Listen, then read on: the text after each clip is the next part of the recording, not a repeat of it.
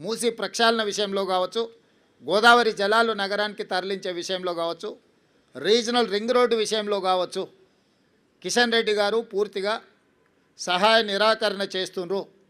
దీన్ని ప్రజలు గమనించడం వల్లనే పార్లమెంట్ ఎన్నికల్లో కిషన్ రెడ్డి గారికి 65,000 ఓట్లు ఇదే జూబ్లీ హిల్స్ అసెంబ్లీ నియోజకవర్గం నుంచి ఓట్లు వేయడం జరిగింది.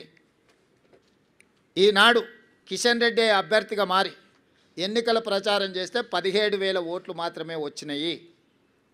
అంటే ఆనాడు కిషన్ రెడ్డికి వచ్చిన ఓట్లలో 25% మాత్రమే వచ్చి ఈరోజు భారతీయ జనతా పార్టీ డిపాజిట్ జప్తు అయిపోయింది.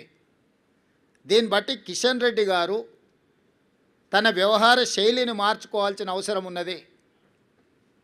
ఇది భూకంపం వచ్చే ముందు భూమి కొద్దిగా కదులుతుంది, అంటే అలర్ట్ చేస్తుంది సిస్టమ్ని. ఎప్పుడు కూడా ఒకేసారిగా రెక్టర్ స్కేల్ మీద పెద్ద ఎత్తున భూకంపం రాదు, ముందు మనల్ని అలర్ట్ చేస్తుంది సిస్టమ్. అలర్ట్ చేసినా మనం తేరుకోకపోతే ఆ ప్రకంపనలు భూకంపంగా మారి అందులో కలిసిపోవడమే కాదు కాలగర్భంలో కలిసిపోతాం.